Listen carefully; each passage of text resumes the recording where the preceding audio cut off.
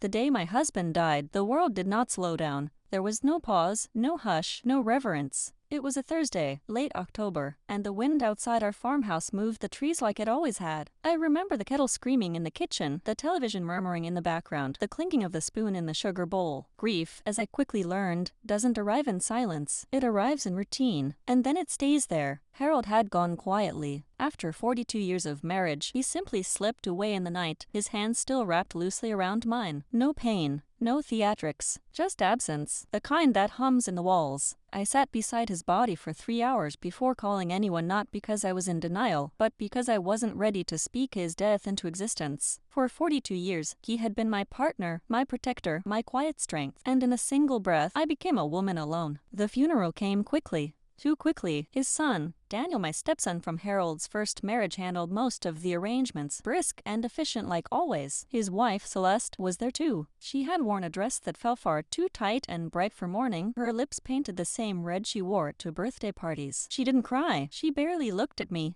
And when the guests began to leave, when the condolences faded into casserole dishes and uneaten sandwiches, Celeste finally cornered me in the hallway of the house I had built with Harold. She didn't soften her tone. She didn't lower her voice. Her words cut through the quiet like a blade. Now that your husband is dead, grieve, pack your bags, and never come back. I thought I had misheard her. Truly, my ears rang from exhaustion, my heart still reeling from the sheer hollowness of the past few days. But the look on her face confirmed it, tight-lipped, unmoved, already calculating. I stared at her, standing there in heels that had never touched a barn floor, in a house whose walls still smelled of the lavender I dry every spring. And I realized then, she didn't just want me out. She had planned for it. This wasn't grief. This was a takeover, and I was the first piece to be removed from the board. Looking back, I should have seen it coming. Celeste never liked me, not from the moment Daniel introduced her 15 years ago at a summer barbecue in our backyard. She arrived with acrylic nails, perfume thick as syrup, and a laugh that didn't quite match the punchlines. I had nothing against her at first. Truly,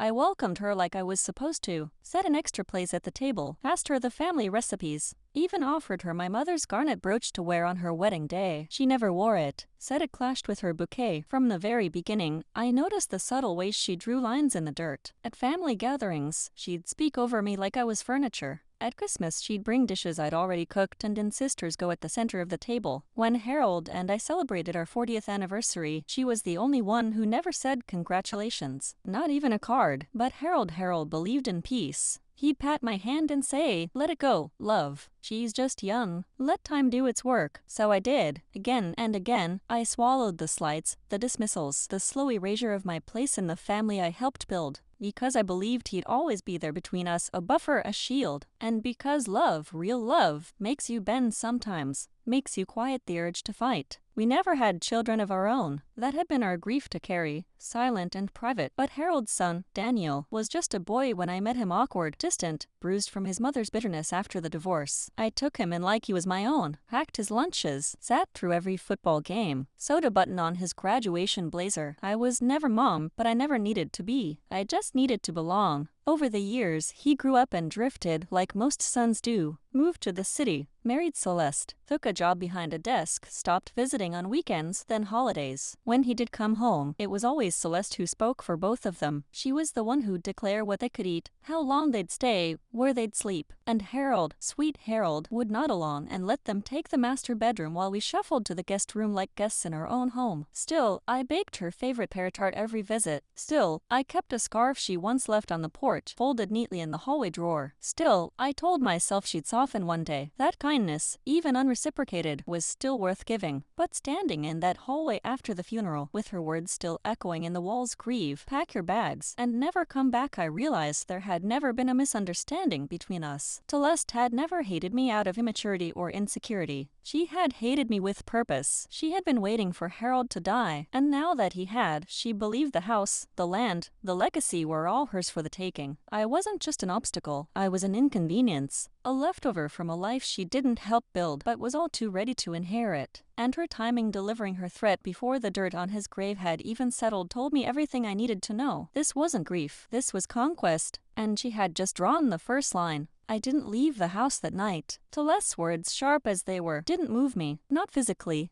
Not yet. I went back to the bedroom Harold and I had shared for over 4 decades, sat on the side of the bed that still held the faint shape of his body, and waited for the grief to come the way it's always described: loud, messy, full of sobs and broken glass. But it didn't. What arrived instead was colder. It was something slow and creeping, something I hadn't felt in years. Awareness. I was aware of every creak in the floorboards, every drawer she had rifled through when she thought I wasn't looking. Aware of how quickly she had begun walking through the house like it belonged to her. How easily she moved Harold's boots by the door, his favorite mug from the drying rack, the coat he had always worn during harvest season. She was rearranging him piece by piece before the casket flowers had even wilted. I slept in the guest room that night, not because I had to, but because she had made it clear the bedroom was no longer mine. She didn't say it aloud. She didn't have to. The new bedsheets, still in plastic wrap, laid on the foot of the bed like a flag staked into new territory. Her territory. By morning, Daniel had returned from town, bringing with him a man in a crisp suit and thick glasses. I recognized the lawyer immediately. Harold had mentioned him before, a local from the neighboring town, someone who handled estate planning. I stepped into the living room to find Celeste pouring coffee like a hostess, handing him a biscotti from a tin I had bought last winter. The look she gave me as I walked in, cool, amused, dismissive, was enough to send a chill down my back. I thought we should go over the will, Daniel said, without looking up, just to get ahead of things. Head of things. That was the phrase that made my chest burn. I sat on the floral armchair Harold used to fall asleep in every Sunday. The lawyer cleared his throat, opened a folder, and began reading from a document with all the usual formalities. My name came first, acknowledged, listed as the spouse of the deceased, entitled to a portion of the estate. But then came the qualifiers, the deductions, the conditions. I watched as Celeste's smile widened with every paragraph. The house, it turned out, was in Harold's name only. It had been purchased before we married, back when he still held onto the belief that love didn't need paperwork. He had always meant to update the title. He'd said it so many times, often with a kiss on my forehead and a promise of next spring. But spring had come and gone, and now, legally, it would fall to his next of kin. Daniel and Celeste. The land, 210 acres of rolling field and oak, would transfer directly to them, with only a lifetime residence clause for me, which they could choose to honor or not. The lawyer coughed gently, mentioned that such clauses were often contested in probate, and Celeste, as if reading a bedtime story, said, "Of course we'd never contest it, as long as it makes sense. As long as it makes sense." The words hung in the air like a noose. Harold had left me something, yes, a modest savings account. His pension annuity, which, as the lawyer noted, would be subject to reevaluation given the estate's complexity. A few personal effects, his watch, his war medals, his journals. But not the house. Not the land. Not the place where I had buried 40 years of my life. The meeting ended with a handshake I didn't return. Celeste walked the lawyer out like he was a guest at a cocktail party, humming a tune I couldn't place. When she came back inside, she looked at me like a woman checking on a roast that needed just a little more time before it fell apart. "You should start packing," she said, not cruelly, but with the efficiency of someone making room in a closet. "We'll give you until the end of the month." "That should be more than fair." I didn't respond. I couldn't. There was too much rage simmering beneath the shock, too many years of silence snapping loose in my chest. My hands trembled, but I kept them folded in my lap. I wouldn't give her the spectacle she wanted. Not yet. Instead, I stood up, walked past her without a word, and went back to the guest room. I closed the door quietly, then I locked it, and for the first time since Harold's death, I let the silence stretch wide enough to hold something new. Resolve. They may have owned the paper, the land, the signatures, but I still had the story, and I was not about to be written out of it. The morning after the will reading, I rose before the sun. Old habits die hard. I made myself a cup of coffee in the quiet kitchen that now felt foreign, like someone had replaced the soul of the house with something artificial and cold. Celeste had already started changing the decor. Family photos of Harold and me had been taken off the walls and replaced with prints, mass-produced art that lacked any memory, any story. My curtains were gone. Even the ceramic cow salt shakers Harold bought me on our 3rd anniversary had been moved, replaced with sleek, lifeless stainless steel. I sat at the kitchen table, staring into my cup, feeling the edge of my world curling inward. That's when I decided I wouldn't go quietly. Harold wasn't a careless man. He could be absent-minded. He forgot where he left his glasses at least once a day, but not when it came to me. Not when it came to our life together. We had spoken of wills, of what would happen if one of us passed. He had always assured me, "You'll be taken care of, Evie, don't you worry." I clung to that sentence like a lifeline now. Maybe something had changed after his last hospital stay. Maybe he had amended things. I needed to find out. I began searching, not rifling, not snooping, searching for my own security, for my own peace of mind. Upstairs, in the old study Harold rarely let anyone into, I began pulling out drawers, opening boxes that hadn't been touched in years. I found the thick binder he used for filing taxes tucked between old farm journals and faded photographs. My hands were shaking, but I forced myself to stay calm. In between insurance policies and land grants, I found something. A letter, handwritten in Harold's familiar scrawl, dated just 8 months ago. It was a will. Not notarized, but signed. He had written it after his last hospital scare, apparently never gotten around to finalizing it through the lawyer. But it was clear. Everything, house, land, assets, was to go to me. Daniel and Celeste were to receive a trust payout and access to the barn property if they ever decided to move back. But the home, the land, the rights to harvest and live on the soil? Mine. Tears welled up as I read it, not because of what he left me, but because of what it meant. He had meant to protect me. He had tried. In the end, he knew Celeste's ambitions. He knew I wouldn't stand a chance against her without his name on my side, and he had tried to fix it the best way he knew how. But she had gotten there first. Somehow, she had pushed through the old will before this one could be finalized. Or maybe Harold hadn't told anyone about this update at all. Maybe he thought the draft alone was enough, a tragic miscalculation. I copied every word, scanned the pages with my phone, uploaded them to the cloud, printed them again. I created backups, multiple copies. This wasn't just a letter. It was a weapon, a lifeline. That night, I confronted Daniel. Celeste wasn't home. She had gone to a book club, likely a cover for whatever suburban social climbing she did under the guise of literature. I found Daniel in the barn, where Harold used to tinker with his tractors and tools, the smell of hay and oil still strong. I handed him the letter without saying a word. He read it in silence, and I watched his face shift surprise, confusion, then guilt. Guilt like a slap across the face. Why didn't he file this with Martin? He asked finally, referring to the lawyer. Maybe he didn't trust Martin anymore, I said. Or maybe he just didn't get the chance. But this was his intent. Daniel, you know it. You know your father. He didn't want me out of this house. He rubbed his face with both hands, eyes glassy. Celeste, she said you wouldn't fight it. She said it was better to just let it go. That you'd be okay. She said that? I asked, though I already knew the answer. He nodded. She said you'd move in with your cousin in Ohio. That you hated the cold. That you didn't want the upkeep of the house anyway. She made it sound like it was already what you wanted. I stared at him. My voice dropped. You stood at my husband's funeral and let your wife plan my erasure while I was still burying him. He couldn't look at me. She told me not to get involved. He muttered. Said it was between you and her. It was then I understood. Daniel wasn't cruel. He was weak, always had been, and Celeste? She wasn't just manipulative, she was methodical. She had engineered this from the shadows, pulling the strings while Daniel played the silent, reluctant son. But I wasn't his mother, and I wasn't going anywhere. It began with a letter, not a confrontation, not a fight, not even a raised voice, just a simple certified envelope, stamped and signed, delivered 2 days after my conversation with Daniel. I had spent that time quietly, moving through the house like a ghost, watching Celeste install herself more firmly with each passing hour. She brought in a decorator, took calls on speakerphone with her mother about remodeling timelines, started leaving catalogs open on the kitchen table with notes scribbled in the margins. But when the letter arrived, everything shifted. It was from my attorney, yes, mine. I found her after staying up all night researching local legal firms with expertise in contested wills. Her name was Darlene Prescott, a widow herself, sharp as a tack and twice as fast.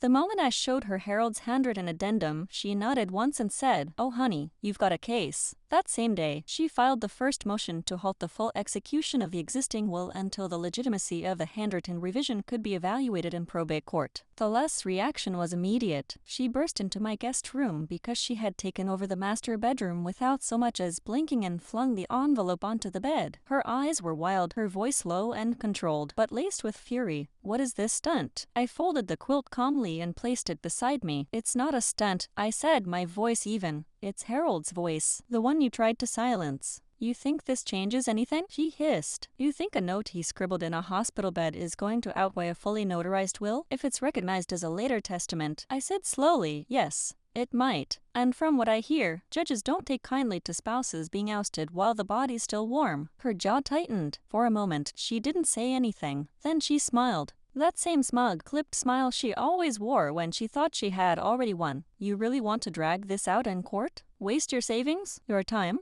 At your age?" The words hung in the air like poison. At your age. She wanted me to feel small, powerless, like I was just an aging inconvenience, something to be quietly boxed away and replaced. But what she didn't understand, what she had never understood, was that the years hadn't weakened me. They had forged me. I didn't respond. Not with words. Just a look. Steady. Unflinching. It was the look my mother used to give when the creditors came knocking. The look I wore the day Harold's tractor overturned and we had to survive the harvest with only our bare hands and grit. The look of a woman who'd been underestimated all her life and had finally grown tired of it. After she stormed out, I went to town. To the bank first, then the county clerk, then the library, where I spent hours poring through land deeds and public records. I needed to understand everything, not just what Harold left behind, but what he may have tried to shield from them. I traced property transfers, old tax filings, even notes in the margins of Harold's ledgers. And that's where I found the crack. The land had been in Harold's name, yes. But 5 years ago, during a brief window when we considered refinancing for barn repairs, he had begun the paperwork to convert part of the property into a trust in both our names. It hadn't been completed, but the application had been filed. The intent was documented. Darlene said it could strengthen our case. By the end of the week, Celeste's tone had changed. She stopped speaking to me directly. All her communication came through Daniel, who had become increasingly uncomfortable, avoiding my eyes and mumbling about just wanting peace.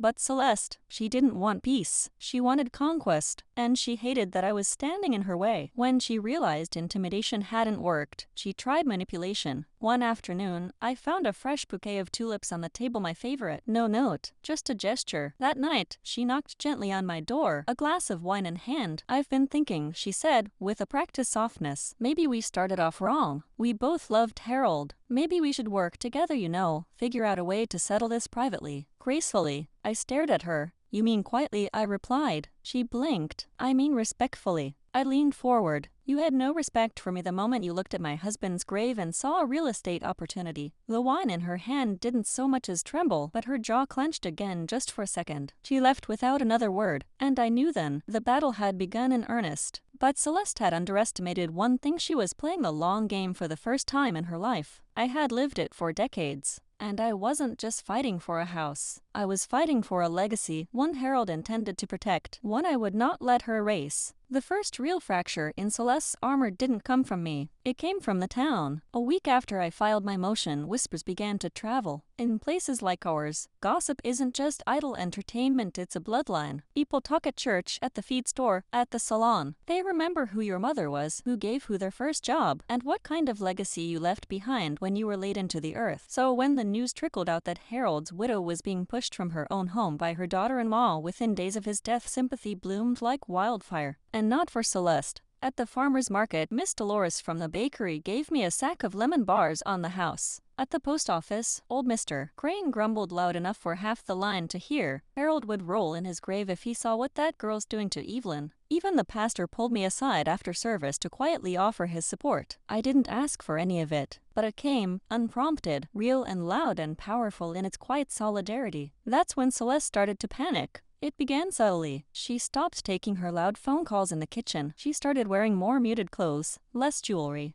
Daniel began showing up at church again after years of skipping to put on the concerned son face. And one morning, I caught her scrubbing the front porch steps like she was trying to wash away every whispered judgment written into the wood grain. But it was already too late. The town had chosen. Then came the documents. Darlene had been digging into Celeste's background, not because we needed dirt, but because she believed people like Celeste rarely start acting like this at 40. "There's always a pattern," she said. "You just have to peel back the layers." And she was right. Celeste had been married once before, briefly, in her 20s. No mention of it in any conversation we ever had. That marriage ended in a sealed divorce settlement, but Darlene's paralegal found an old news clipping from a small paper outside Richmond. Her ex-husband had filed for bankruptcy just weeks after their split, citing fraudulent financial behavior from his spouse. That same year, Celeste had applied for 3 separate business loans under different surnames. All were denied. 2 of them had joint co-signers, both of whom eventually defaulted. In other words, she was a user, financial predator, someone who latched onto stability, let it dry, then moved on before the damage could be traced back to her. Harold had never known. He trusted her, and Daniel, if he had known, he'd buried it somewhere deep beneath a lifetime of willful blindness.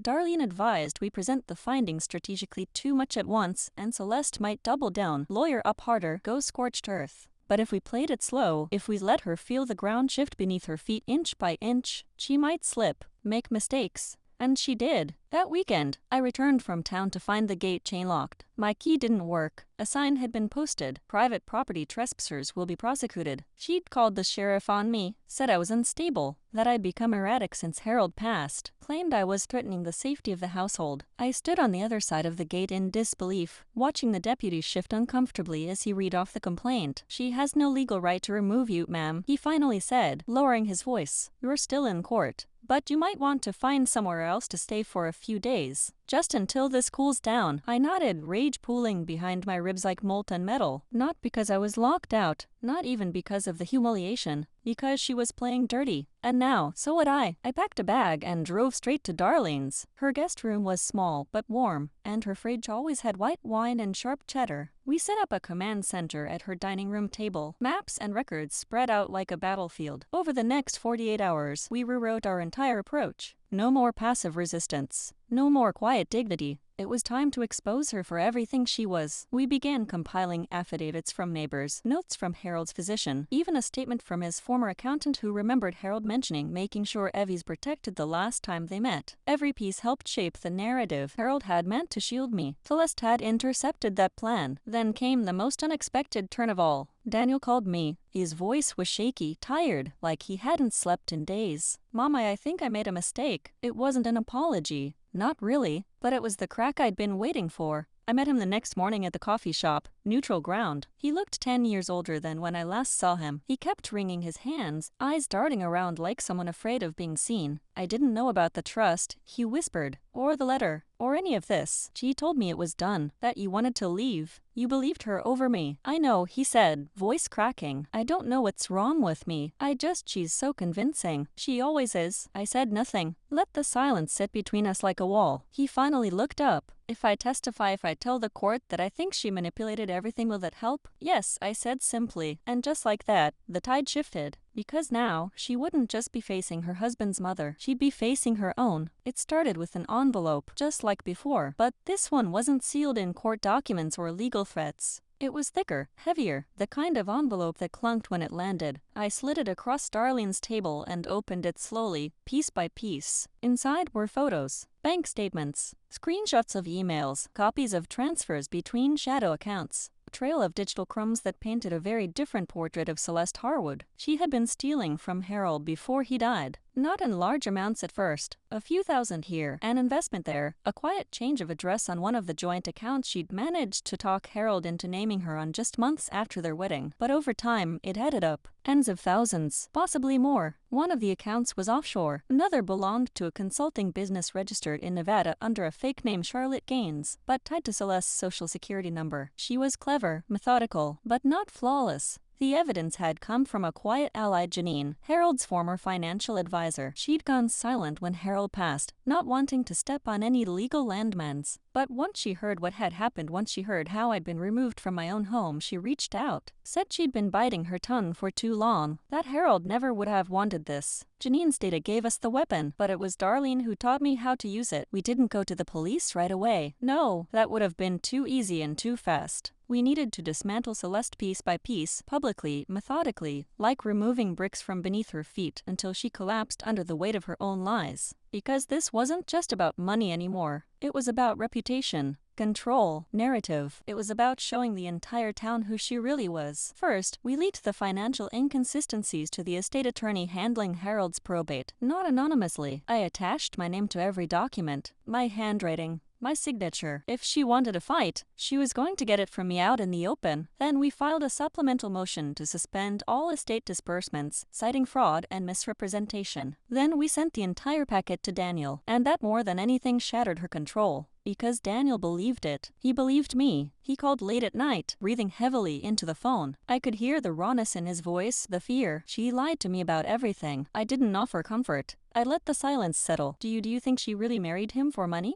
He finally asked. "I think she married him for what she could take," I said coldly. "And when that ran out, she planned to take the house too." Daniel didn't answer, but he didn't hang up either. The next day, he moved out. That act alone sent a shockwave through town. People noticed. Arms wagged. The son, her husband, had left the house Harold built, gone back to a small apartment on the edge of town, driving a car that barely ran. Left behind the pool, the flat screens, the modern kitchen Celeste had just ordered upgrades for. Rumors swirled. It wasn't long before the story hit the church bulletin. Evelyn Harwood's daughter-in-law was under investigation. Then came the moment I'd been waiting for. I returned to the property one morning, escorted by a deputy and a court order. Celeste answered the door in silk pajamas, wineglass in hand, mascara smudged. She looked like a queen who'd slept through the coup. "I have an order to re-enter the residence," I said, handing her the document. She snatched it like it might burn her. "This is temporary," she snapped. "This doesn't mean anything." I stepped over the threshold, looked around the space she'd tried to erase me from. The family portraits she'd taken down, the carpet she'd replaced, the cabinet where my mother's china had once lived, now filled with designer wineglasses that cost more than Harold's tractor had brand new. "No," I said. "It means everything." I took back my bedroom. I called the decorator and canceled the remodel. I told the maid service she'd hired that their services were no longer needed and then wrote them each a thank you check for their trouble. Celeste watched all of it from the corner of the room, her face a blank canvas of stunned silence. And then, just as I was about to leave the kitchen, she said it. "He left it to me, Evelyn. He picked me." I turned slowly. "No," I said, my voice low. "He paid you, and he regretted it." That night, she screamed so loud, the neighbors called the police.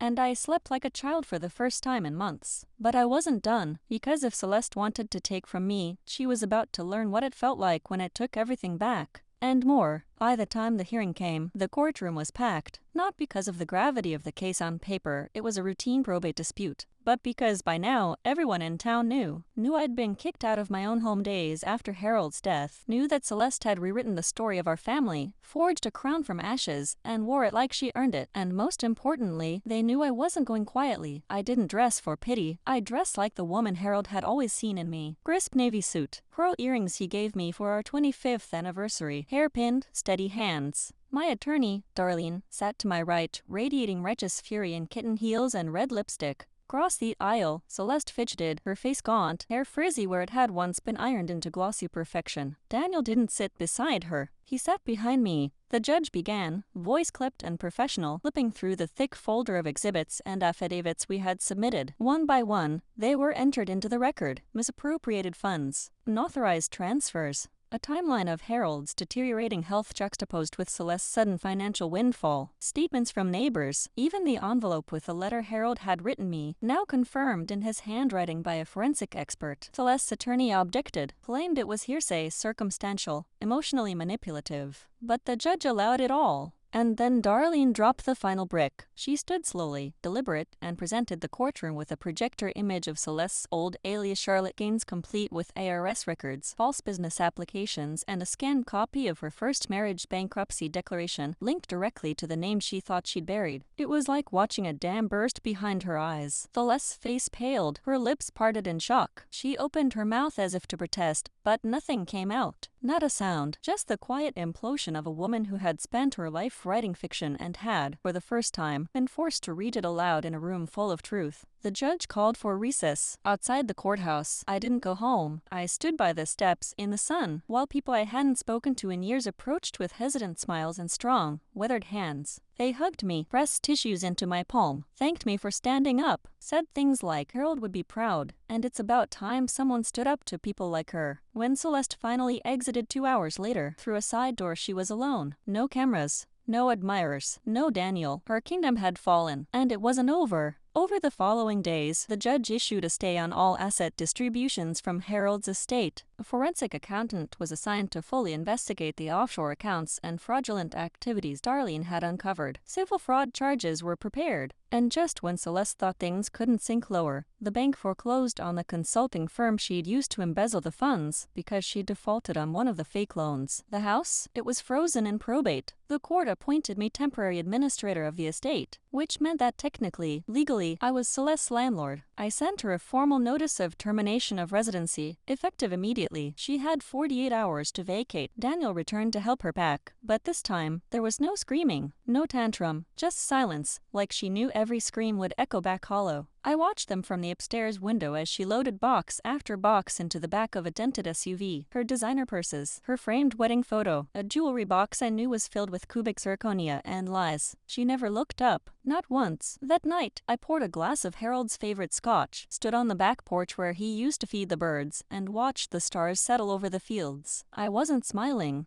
I wasn't celebrating. Revenge doesn't taste sweet, but justice is quiet and final and earned, especially when it's served in the same house they tried to bury you in. For weeks after Celeste was gone, the house felt like it was exhaling. No more tension in the walls, no more perfume that didn't belong, no more late-night pacing of someone with a conscience too crowded to sleep. Just stillness, a peaceful, grounding kind of silence that I hadn't heard since Harold's laughter filled the kitchen and his boots thudded across the hardwood on Sunday mornings. I found myself wandering room to room, touching old things like they were sacred. The small nick in the stair railing where Harold used to rest his toolbox, the faint coffee stain on the living room rug from our last Christmas together, the drawer filled with his cufflinks that hadn't been moved or rifled through or sold for quick cash. He was still here. Not in the way she tried to preserve him on canvases and curated photo albums, but in the real things. The things that mattered. The things she couldn't understand, no matter how many zeros were in the accounts she drained. Some days I cried, some days I didn't. But every day, I remembered. Grief had changed shape. It wasn't sharp anymore. It had softened into something wearable like an old shawl. Heavy, familiar, but not unbearable. I wore it as I walked through the local market and ran into old friends. I wore it when I reopened my garden for the first time in years. When I pulled weeds that had grown in the corners she never noticed beneath the hedge she thought was just decorative. My life, once boxed and shipped by force, was being reclaimed in quiet, deliberate inches. Daniel came by one Saturday, no warning, just knocked on the back door holding a box of Harold's records. I found these in the garage, thought you'd want them. I didn't answer at first, just stepped aside and let him in. We didn't talk about Celeste. We didn't need to. He placed the box gently on the table and lingered a moment, eyes flicking over the familiar details of a home that had never quite stopped being his. His face was thinner than before, war-lined, like he'd aged 5 years in 5 weeks. But there was something else to a kind of weightlessness that hadn't been there before. She tried to reach me again, he said after a moment. I turned to him, but he was staring out the kitchen window, past the bird feeder, past the tree Harold had planted with him when he was 6. I blocked the number, he added. Finally, the silence stretched. I nodded. She never really wanted a family, he said then, more to himself than to me. She just wanted a crown. I didn't correct him. He already knew what I would have said. He turned to go, and at the door, he hesitated. I'm sorry for not seeing it sooner, for not standing up for you, for everything. This time, I stepped forward. You were grieving, and grieving people don't always know what to hold on to. He looked down. I'm trying to do better. I nodded once. Then start by forgiving yourself. When the door closed behind him, I felt something release. Not just in the house, but in me. It had been a long war, one I hadn't asked for, one I'd been thrown into without a weapon or warning. But I'd survived it, not just survived one. And now the question wasn't who I needed to fight. It was who I could finally become. I opened Harold's record box that night, dusted off the old turntable, and as the soft crackle of jazz floated through the living room, I poured another glass of scotch, lit a candle on the windowsill, and let the music fill all the places that had been silent for too long. The house was mine again. But more than that, I was mine again. The months that followed were unlike any I had ever lived. Not because they were loud or full of grand events, but because, for the first time in decades, every hour of every day belonged entirely to me. No one was watching over my shoulder, judging how I folded towels or questioning my recipes. There were no fake smiles stretched across breakfast tables, no icy silences that filled hallways like fog. It was just me, and the soft rhythm of peace, a luxury I had nearly forgotten how to live with. I began with the garden. It had once been my sanctuary, long before Harold's illness and Celeste's campaign of domination. But in recent years, it had been left to wither. She used to scoff at my dirty little hobby, dismissing the flower beds as futile distractions and sneering at my time in the soil like it was beneath her manicured hands. But now the roses bloomed for me again. The earth was warm under my palms. The peonies I planted decades ago were stubbornly coming back to life, bursting through soil that had been trampled but not ruined. Neighbors began stopping by, at first with curiosity and then with genuine affection. They brought pies and stories. They lingered by the fence with cups of coffee and helped me repaint the gate. I had never realized how many people had seen what I endured in silence. They hadn't known how to intervene, but they remembered.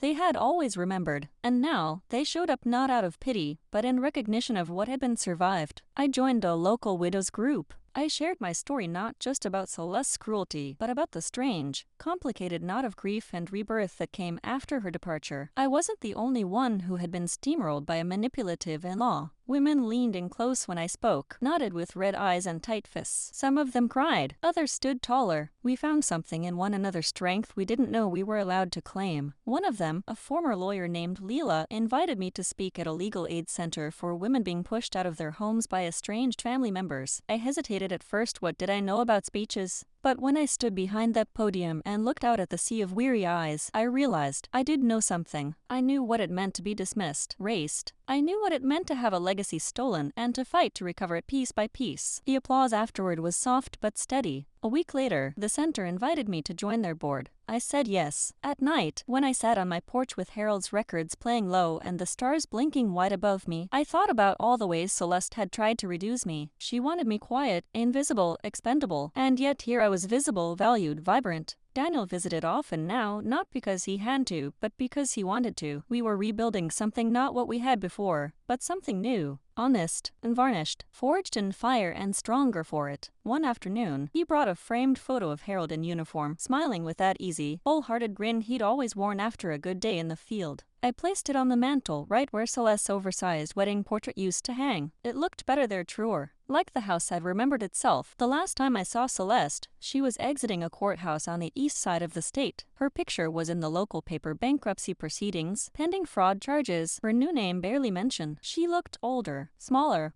like the crown had long since fallen and no one had bothered to pick it up. I didn't feel satisfaction. I didn't need to. She was gone, and I was still here. I stood at Harold's grave one quiet morning, the same navy coat pulled around my shoulders, and whispered, "I made it, love." She tried to erase me, but I'm still here. A breeze swept across the field, and I could have sworn it sounded like I know.